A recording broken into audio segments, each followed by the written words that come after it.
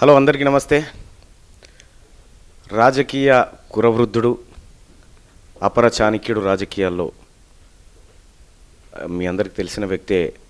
కాంగ్రెస్ పార్టీని అనేకసార్లు అధికారంలోకి తీసుకొచ్చినటువంటి వ్యక్తి డి శ్రీనివాస్ గారు.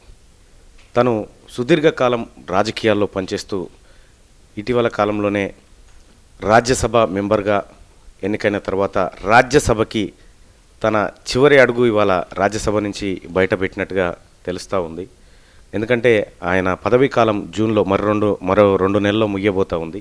ఈ సందర్భంగా పెద్ద ఆయన డిఎస్ గారిని రాజ్యసభ ఎక్స్పీరియన్స్ గురించి మాట్లాడే ప్రయత్నం చేద్దాం. ఇతర రాజకీయాల జోలికి ఇప్పుడు వెళ్ళదలుచుకోలేదు. సార్ నమస్కారం. సార్ నమస్తే సార్. ఇప్పుడు మీ రాజ్యసభ ఏదైతే ఉందో ఈ కాలం అయిపోతుంది. ఈ రాజ్యసభని, ఇందులో మీరు చేసినటువంటి కృషిని, మీకున్నటువంటి సంతృప్తి ఏంటి సార్? రాజ్యసభకు పార్లమెంటుకు రావాలన్న నాకు కోరిక ఉండే, ఆ కోరిక నెరవేరింది అంతే తప్ప ప్రధానంగా నేను చేసింది ఏం లేదు. కనుక అంతకుముందే నేను 4 సార్లు లెజిస్లేటర్ కనుక నాకు పెద్దగా వ్యత్యాసం ఏం కనబడలేదు. ఫంక్షనింగ్ అంతా సేమ్, కానీ యావత్ భారతదేశ ప్రజలందరూ ఉంటారు ఇలా కనుక ఆ క్రాస్ సెక్షన్తో కలవడం, వాళ్ళతో సంబంధాలు వేసుకోవడం అంతవరకు ఉపయోగపడుతుంది. Right sir. మీరు రాష్ట్ర రాజకీయాల్లో, తర్వాత ఇక్కడ దేశ రాజకీయాల్లో ఈ రెండింటిని చూసినారు సార్. సో రాష్ట్ర రాజకీయాలు ప్రస్తుతం ఉన్న పరిస్థితుల్లో అనేక గందరగోళాల పరిస్థితుల్లో ఉంటాయి. కానీ దేశ రాజకీయాలకు, పార్లమెంట్ దగ్గరకు వచ్చేసరికి కాస్త పొలైట్ పాలిటిక్స్ కనిపిస్తూ ఉంటాయి సార్. సో ఇటువంటి రాజకీయాలు రాష్ట్రాలలో ఉండాల్సిన అవసరం లేదు. అసలైన రాజకీయాలు రాష్ట్రాలలోనే ఉంటుంది. ఈడేం పెద్ద రాజకీయం లేదు, అంత అడ్జస్ట్మెంట్ పాలసీ నడుస్తుంటుంది. కనుక ఇక్కడ అడ్మినిస్ట్రేషన్కు ప్రాధాన్యత ఇవ్వాలి. అడ్మినిస్ట్రేషన్ ప్రాధాన్యత ఇచ్చి ఇక్కడ అంతర్గత కలహాలు లేకుండా దేశం యొక్క ఐక్యత, దేశ అభివృద్ధి కోసం ప్రాధాన్యత ఇచ్చే కార్యక్రమం చేస్తే దేశమంతా బాగుంటుంది. కానీ దేశమంతా నడపాల్సిన బాధ్యత ఆ రాష్ట్రాలపైనే కాకుండా గురుతరమైన బాధ్యత సెంట్రల్ గవర్నమెంట్ మీద ఉంటుంది.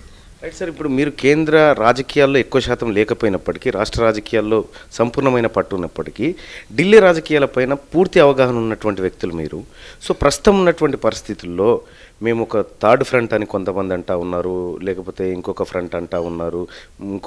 ప్రస్తుతం నిజంగా మోడీ ప్రభుత్వాన్ని గద్దెదించగల శక్తులు ఇప్పుడు ఏమైనా మీకు కనిపిస్తున్నాయా సార్?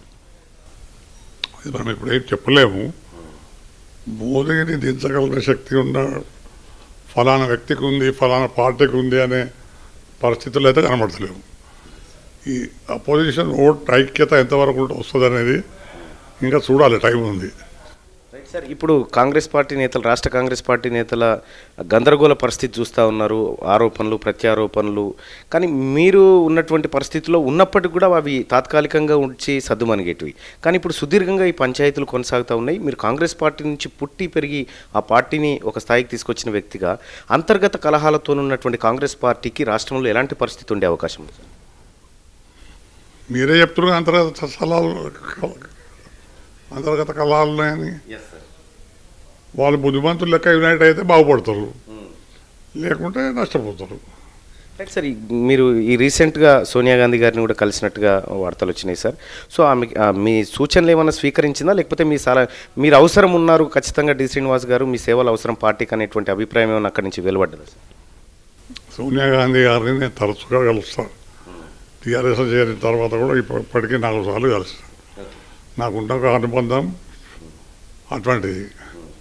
కనుక రాజకీయ పరంగా కాదు, ఇతర డిస్కషన్స్ ఒకటి తెలంగాణ ఆంధ్రప్రదేశ్ కాకుండా వేరే ఇష్యూస్ కూడా డిస్కస్ చేస్తుంది. కనుక ఆ కలయికలన్నీ మర్యాదపూర్వకంగానే. Right sir. ఇంకొకటి, ఈ కేసీఆర్ పదే పదే చెప్తా ఉన్నాడు సార్, కాంగ్రెస్ పార్టీకి మద్దతు ఇచ్చే విధంగా మాటలు మాట్లాడుతూ ఉన్నాడు. గతంలో మీరు కేసీఆర్తో పొత్తు వ్యవహారాలు ఇవన్నీ చూసినటువంటి వ్యక్తులు మీరు. అంటే కేసీఆర్ ఇప్పటికీ 2 సార్లు కాంగ్రెస్ పార్టీని మోసం చేసిన చరిత్ర ఉంది ఆయనకు అనేటువంటి ఒక ప్రచారం అయితే ఉంది. భవిష్యత్తులో కూడా కాంగ్రెస్ పార్టీతో కలిసి పనిచేయడానికి కేసీఆర్ మొగ్గు చూపితే కాంగ్రెస్ పార్టీ పరిస్థితి ఎలా ఉంటుంది సార్? కేసీఆర్ పార్టీ కేసీఆర్ది, కాంగ్రెస్ పార్టీ కాంగ్రెస్కున్నది. వాళ్ళిద్దరి మధ్యలో ఏం జరుగుతుందో నాకు తెలియదు. మీకు తెలియకుండా రాజకీయాలు ఉండడం ఏంటి సార్? అట్లేం లేదు. మన తెలియకుండా రాజకీయాలు ఉండట్లేదు, అటువంటిది ఏం లేదు. సార్ రాష్ట్రంలో బీజేపీ ఇంకా పుంజుకోవాలంటే మీరు చేసే సూచన ఏంటి సార్? బీజేపీ పుంజుకోవడానికి నన్ను సూచన అడుగుతుంటే అంటే మీరు పెద్దలు అన్ని రాజకీయ పక్షాలను చూస్తున్నటువంటి వ్యక్తులు కాబట్టి, ఎందుకంటే మీ ఇంట్లో నుంచే BJP Bharatiya Janata party MP ఉన్నారు. ఆ మాట నేను లోక్సభలో చెప్పిన. నేను 3 హౌజెస్ ఆక్యుపై చేయగలిగిన. వాళ్ళు లోక్సభకు రావాలని చాలా కోరికుండే నాకు. నేను రాలేకపోయినా కొన్ని రెస్పాన్సిబిలిటీస్ వల్ల. అది నా కొడుకు రాజకీయ లోక్సభలోకి వచ్చాడు. మా ఫ్యామిలీ మొత్తం 4 హౌజెస్ రిప్రజెంట్ చేసింది. రైట్. ఇప్పుడు అరవింద్ అన్న ఈ భారతీయ జనతా పార్టీలో ఇంకా ముందుకు పోవడానికి మీరు చేసే సూచనలు ఏంటి సార్? పోనీ ఇప్పుడు భారతీయ జనతా పార్టీ కంటే చెప్పరు. నేను సూచనలు ఆ పార్టీలో లేను, నేను సూచనలు ఇచ్చే క్వశ్చన్ లేదు. అది నా కొడుకు నాకు మధ్యలో అవి ఏమైనా ఉంటే మేము మాట్లాడుకుంటాం, మీకు చెప్పేటి కావు. Right sir. ఇంకొక లాస్ట్ క్వశ్చన్ సార్. ఇప్పుడున్నటువంటి పరిస్థితిలో ఇక మీ రాజ్యసభ పదవీ కాలం అయిపోయిన తర్వాత మీ సేవలు మళ్ళీ ప్రజలకు అందుబాటులో ఉంటాయి సార్? డి శ్రీనివాస్ అనే వ్యక్తి ప్రజలకు ఎప్పుడు అందుబాటులో ఉంటాడు. ఏ రకంగా ఉంటాడు, ఎట్టుంటుంది అనేది వేచి చూడండి. అంటే మొత్తానికి మళ్ళీ పాలిటిక్స్లో మళ్ళీ యాక్టివ్ రోల్కి వస్తాడు డి శ్రీనివాస్ అనేటువంటి వ్యాఖ్యల పైన?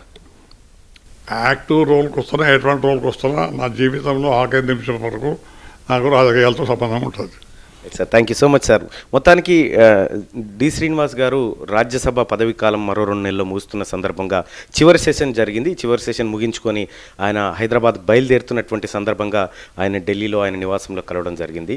ఇది ఆయన చెప్తున్నటువంటి మాట. భవిష్యత్తులో యాక్టివ్ పాలిటిక్స్లోనే ఉంటా, ప్రజలతోనే ఉంటా, నా కొడుకు రాజకీయ భవిష్యత్తు విషయంలో ఖచ్చితంగా సలహాలు ఇస్తా, భారతీయ జనతా పార్టీ ఎదుగుదల గురించి నన్ను ప్రశ్నలు అడగొద్దు అనేటువంటి మాట చెప్తా ఉన్నారు. అలాగే కాంగ్రెస్ పార్టీ అంతర్గత కలహాలతోని చిన్నాభిన్నమవుతుంది, వాళ్ళు సరిదిద్దుకోకపోతే వాళ్ళ కర్మ అనేటువంటి మాట కాంగ్రెస్ పార్టీ సీనియర్ నేతగా పిసిసి ప్రెసిడెంట్గా పనిచేసినటువంటి డి శ్రీనివాస్ గారు చెప్తున్నటువంటి మాట.